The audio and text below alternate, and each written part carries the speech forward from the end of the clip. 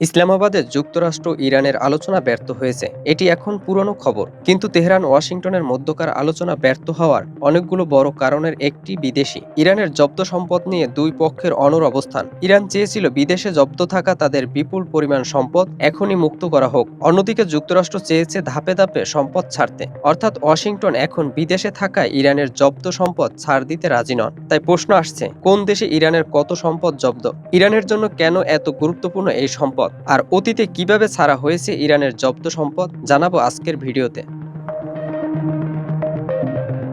কয়েক দশকের নিষেধাজ্ঞা এবং বিভিন্ন আন্তর্জাতিক চুক্তির পরিপ্রেক্ষিতে ইরানের বিপুল পরিমাণ অর্থ বিশ্বের বিভিন্ন দেশে ছড়িয়ে ছিটিয়ে আছে। এর মধ্যে রয়েছে দক্ষিণ কোরিয়া, জাপান, সংযুক্ত আরব আমিরাত, সিঙ্গাপুর, চীন, জার্মানি, ভারত ও তুরস্ক।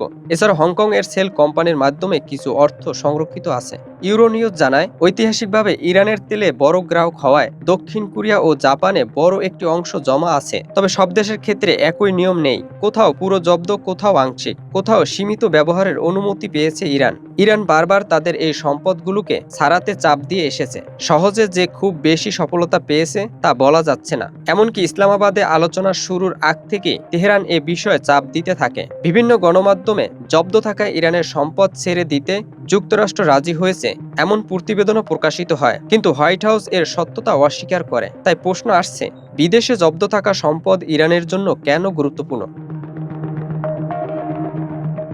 যুক্তরাষ্ট্রসহ বিভিন্ন দেশের নিষেধাজ্ঞার কারণে ইরানের মুদ্রা রিয়ালের ব্যাপকভাবে মূল্য হারিয়েছে। বিদেশি মুদ্রায় লেনদেন প্রায় সব বন্ধ হয়ে গেছে, ফলে ব্যাহত হচ্ছে ইরানের আমদানি রপ্তানি। অপরদিকে ফেব্রুয়ারিতে কংগ্রেসের একটি শুনানিতে মার্কিন ট্রেজারি সেক্রেটারি স্কট বেসেন্ট স্বীকার করেছেন, বিক্ষোভ উস্কে দেওয়ার জন্য যুক্তরাষ্ট্র ইচ্ছাকৃতভাবে ইরানের ডলারের ঘাটতি তৈরি করেছিল। 2024 সালের শুরুর দিকে ইরানের মূল্যস্ফীতি ছিল 60 থেকে 68%, যা দ্বিতীয় বিশ্বযুদ্ধের পর সর্বোচ্চ ছিল।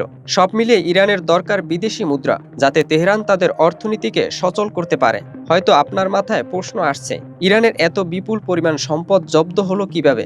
যাওয়া যাক সেই আলোচনায়। ইরানের সম্পদ জব্দ হওয়ার ইতিহাস বেশ পুরনো।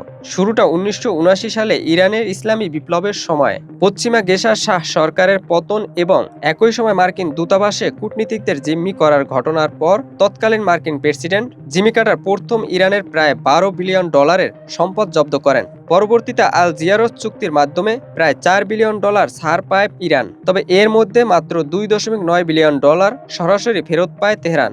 বাকি অর্থের মধ্যে $3.7 বিলিয়ন দিয়ে মার্কিন ব্যাংকগুলোকে ঋণ ও বকেয়া পরিশোধ করে ইরান, আর $1.4 বিলিয়ন নেদারল্যান্ডসের হেগে জমা রাখা হয় আইনি লড়াইয়ের জন্য, যা এখনও চালিয়ে যাচ্ছে ইরান। আর পরবর্তী দশকগুলোতে ইরানের পারমাণবিক কর্মসূচি, ব্যালিস্টিক মিসাইল উন্নয়ন ও সন্ত্রাসে মদদ দেওয়ার অভিযোগে মার্কিন নিষেধাজ্ঞার পরিধি বাড়ে, ফলে জব্দকৃত সম্পদের পরিমাণও বিশাল আকার ধারণ করে। 2018 সালে যুক্তরাষ্ট্রের প্রেসিডেন্ট ডোনাল্ড ট্রাম্প পরমাণু চুক্তি থেকে বেরিয়ে গিয়ে আগের সব নিষেধাজ্ঞা পুনরায় কার্যকর করেন। এর ফলে ইরানের সম্পদ আবারও পুরোপুরি আটকে যায়।